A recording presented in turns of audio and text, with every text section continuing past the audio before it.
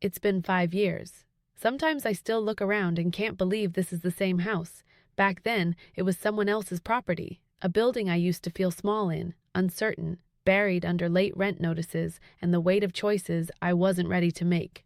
Now, it's mine. Well, technically ours, I guess.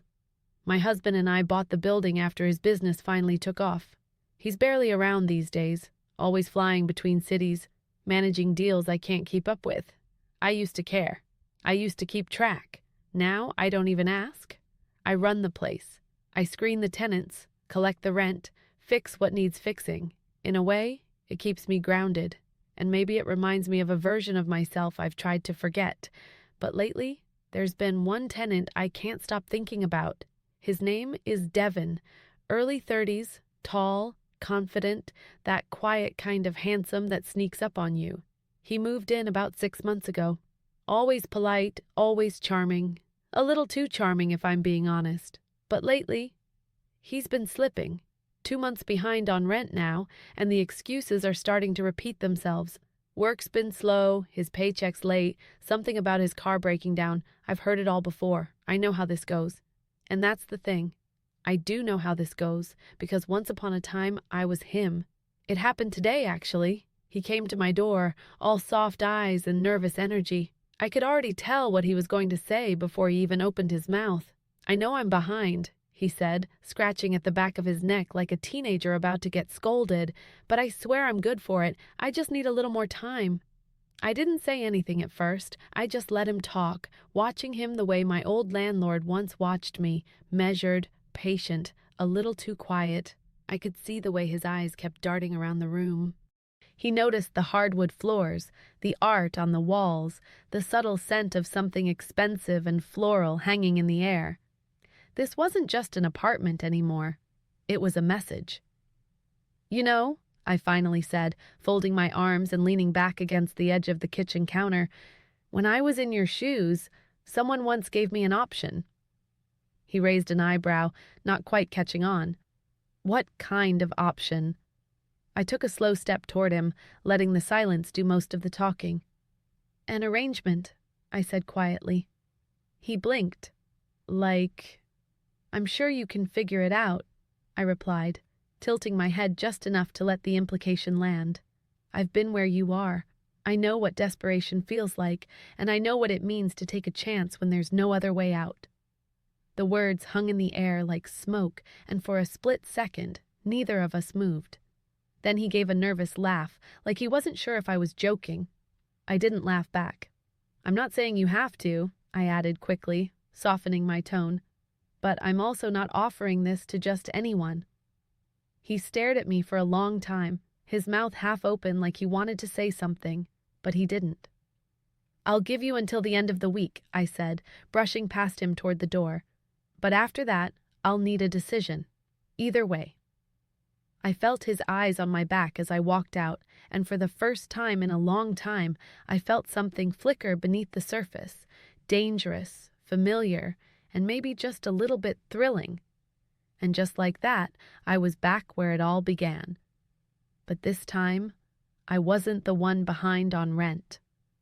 For the next couple of days, Devin avoided me. It wasn't obvious, not at first.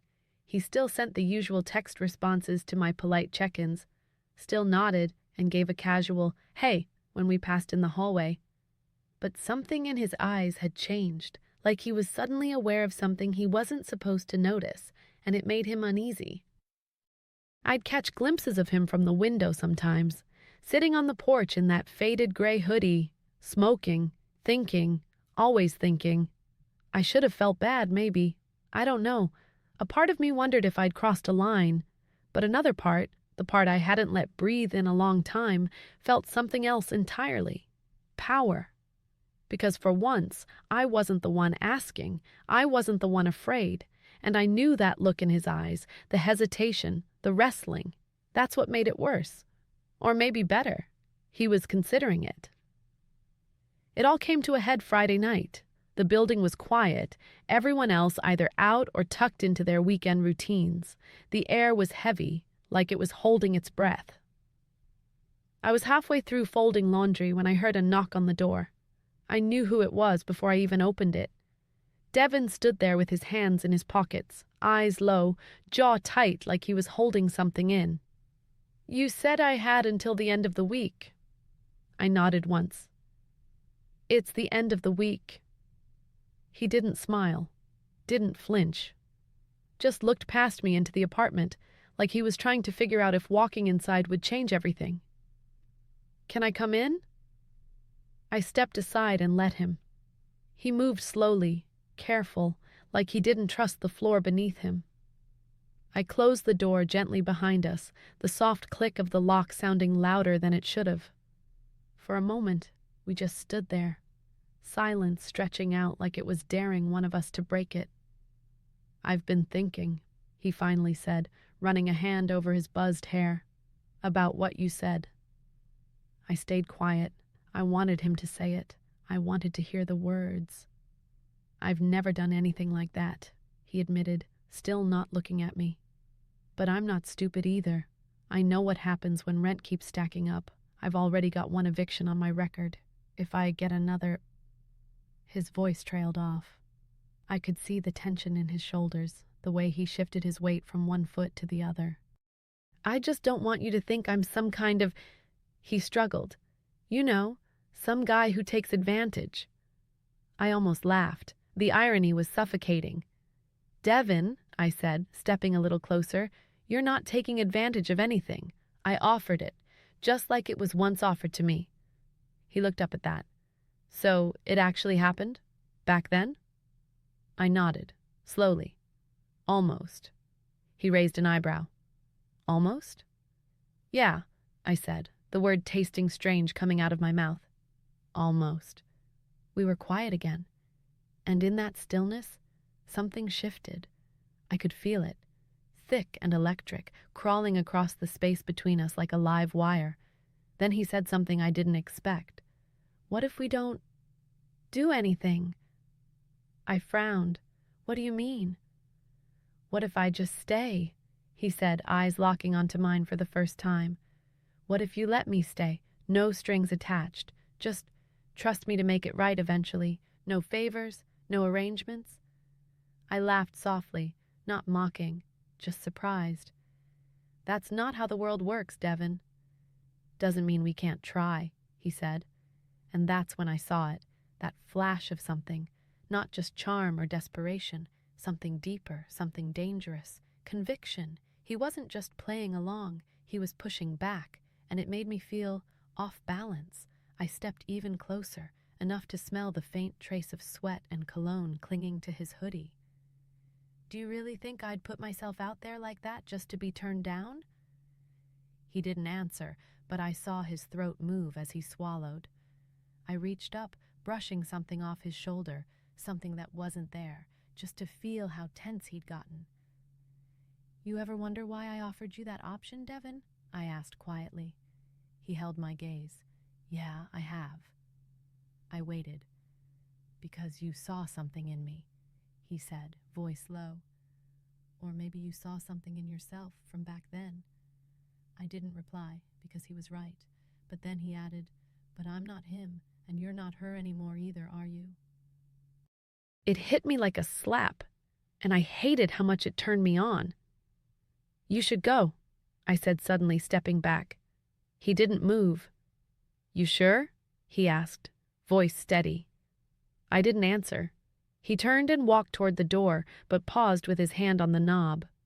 "I'm not going to beg to stay," he said without turning around. "But I know what this is, what you're doing, and if you're going to play that game, just know I know how to play it too." And then he left, just like that. But he left the door cracked, and I couldn't help but stare at it, wondering if this was just beginning, or if I'd just started something I couldn't finish. And the scariest part, I wasn't even sure what side I was on anymore. I didn't sleep that night. Every time I closed my eyes, all I could see was Devin, standing in that doorway, his back to me, voice low and calm like he knew exactly what he was doing, like he'd walked away not because he was done, but because he wanted me to chase. And I hated how right he was. I wasn't her anymore. That struggling, quiet woman from 5 years ago, the one who begged for mercy behind closed doors and pretended she still had dignity left. She was gone.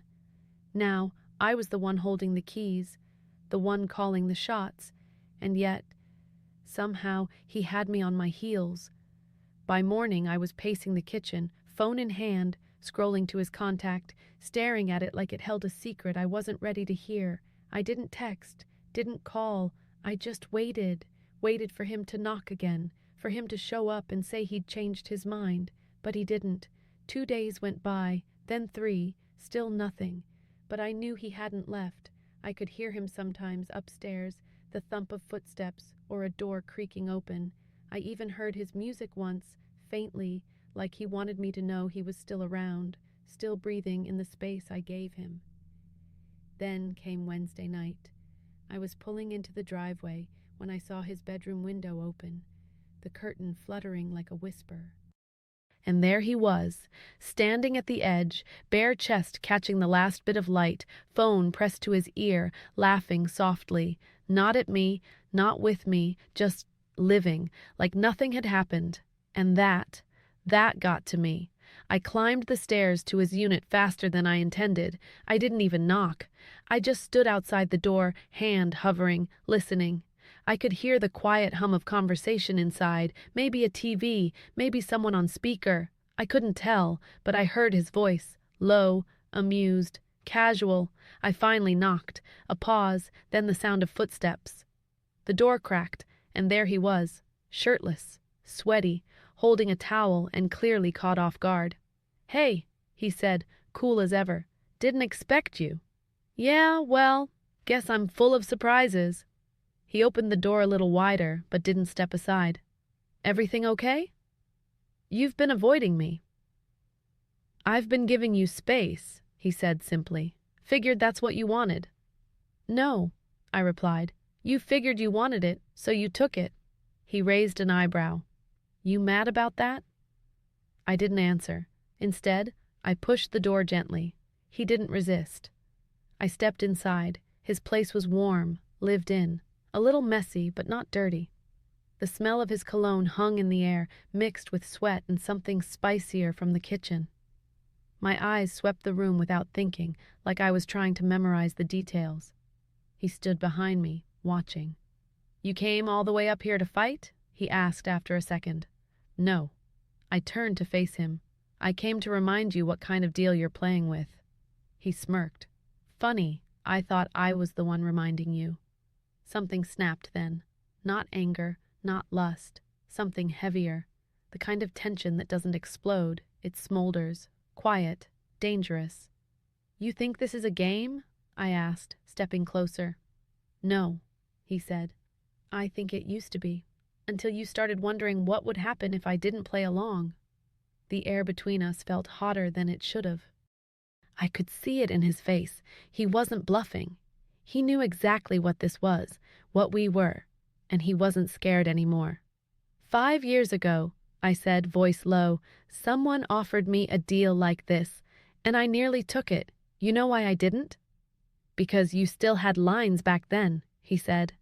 I nodded. And now? He stepped in, close enough that I could feel his breath.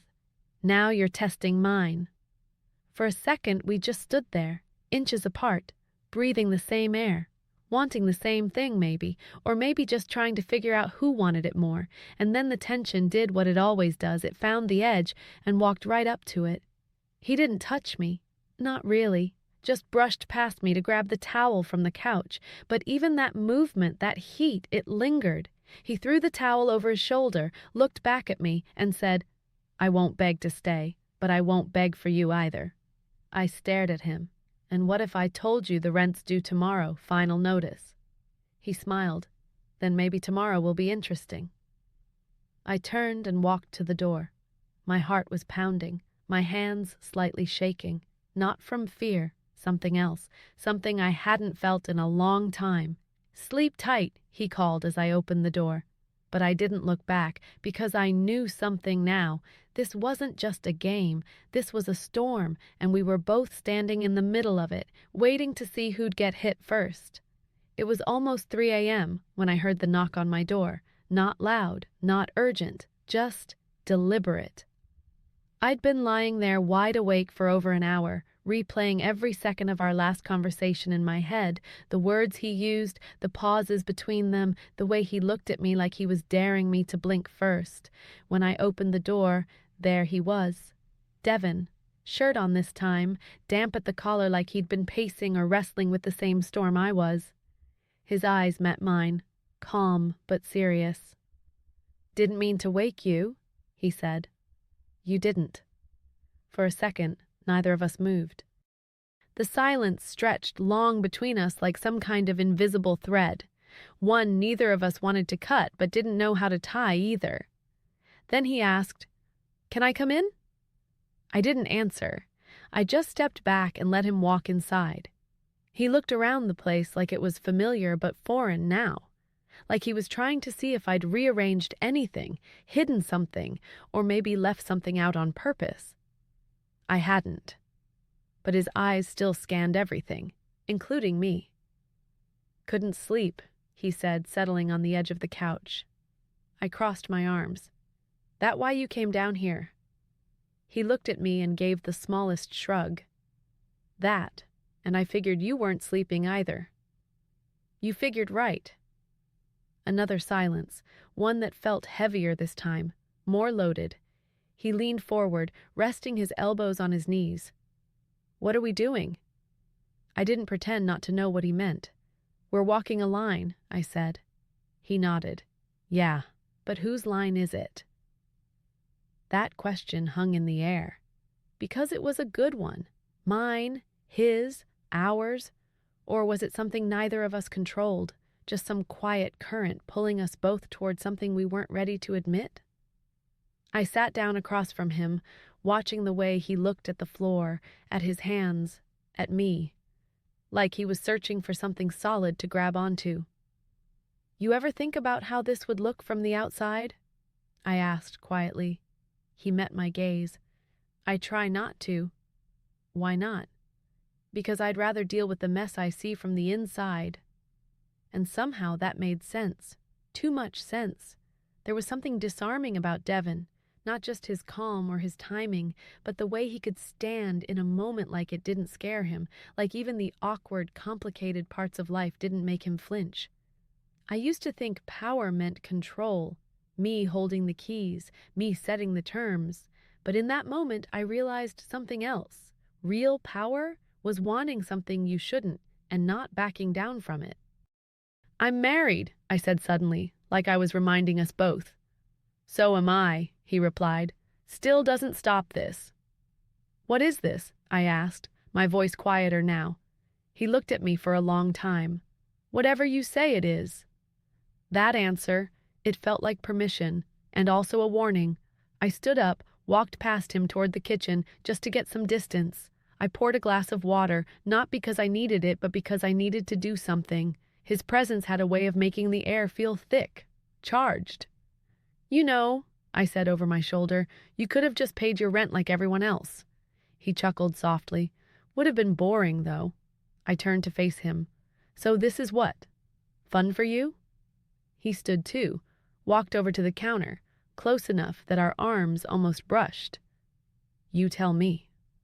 I could feel the pull then, like gravity had tilted just for us, like the space between us wasn't really space anymore. "If I told you to leave right now," I whispered, "would you?" He looked me dead in the eye. "Yeah, but you won't."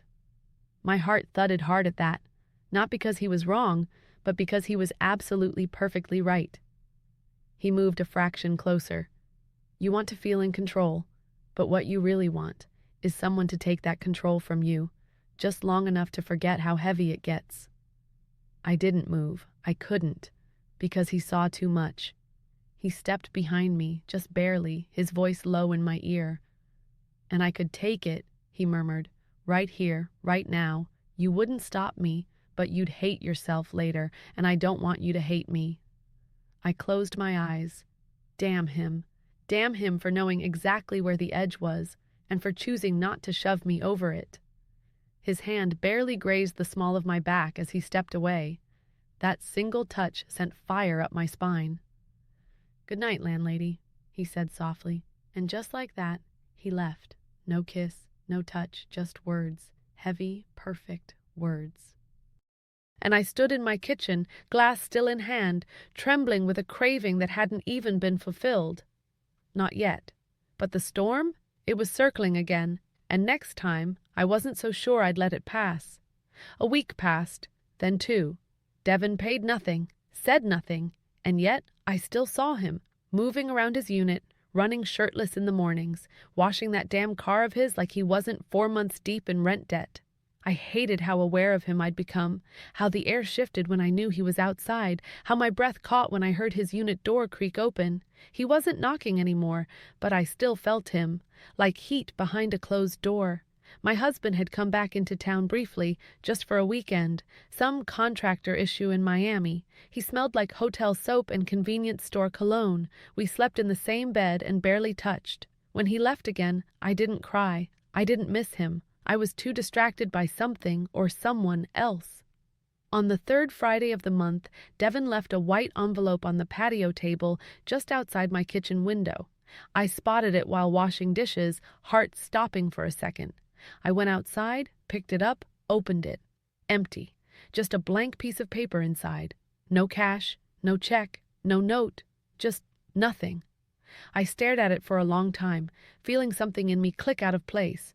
This wasn't an accident. This was deliberate. It was a dare. At midnight, I knocked on his door. He answered after just one knock, like he'd been waiting. "Forgot something?" he asked, leaning in the doorway with that maddening calm of his. "You think this is a game?" I snapped, holding up the empty envelope. He didn't flinch, just gave me a slow once-over, like he was reading past the words. "I think you came down here looking for more than rent. I could evict you, Devon. Tonight." His eyes didn't move. "Then do it." I didn't speak. I didn't move. Because he knew I wouldn't. Because somewhere in this messed up mess we were tiptoeing around, I didn't want him gone. "I want it," I whispered before I could stop myself. "I want what I had 5 years ago. I want that power back." "You had it," he said, "and then you gave it away." I felt something inside me crack open. Something dark, maybe. Something real. I pushed past him and walked straight into his living room. He didn't stop me. "Tell me what you want, Mrs. Landlady," he said, behind me, voice low. I turned slowly. "You," I said. "I want you on your knees, begging to stay. I want to see you desperate, humble. I want to make you pay for every second you've made me feel like this." He walked up to me, chest just inches from mine. "Then do it," he said. "Take what you want." My hand was on his shirt, gripping the fabric. My body betrayed every word I'd spoken. My mouth hovered close to his, and then the loud knock on the door broke everything. We both froze. One knock, then another, urgent, repetitive. He turned his head toward it. "Expecting someone?" I asked, breathless. "No," he said, stepping back slowly. The knock came again, harder this time. He walked to the door and opened it, and there stood a woman. Young, fit, pretty, tired eyes, wearing leggings and a sweatshirt. She looked from Devon to me, and her eyes didn't need any time to guess what was happening. Her voice was quiet, controlled. "I'm his wife," she said, not to Devon, but to me. My stomach dropped. I looked at Devon, but his eyes were closed, jaw tight, like he knew this was coming, like he'd been dreading it but hadn't stopped it either. She looked at him then. "I told you I felt something was off. You said I was paranoid." Devon rubbed the back of his neck but didn't speak. "I followed you today," she continued. "Saw you come back here, waited to see if you'd go out again. You didn't." She turned back to me. I thought maybe I was wrong, maybe I was just being insecure. I swallowed hard, pulse racing. She stepped inside, slowly, walked right past Devon and stood in front of me, barely a foot away. And then she reached into her bag and pulled out her phone. "Hope you don't mind," she said, voice eerily calm. "But I recorded part of your little conversation. Not enough to get you arrested or anything." She looked at Devon. but definitely enough to send to your husband. Silence. I tried to breathe, but I couldn't. Everything in the room was closing in. She held the phone up, thumb hovering over the screen, and then, smiling softly, she asked, "So, what are you willing to do to keep me from sending it?" And right there, right in that moment, I realized something horrifying. I wasn't the only one who remembered the game from 5 years ago. I wasn't the only one willing to twist the rules, only this time, I wasn't holding the power anymore. Click on the subscribe button on the screen to subscribe to Inquisco for more real and true stories like this.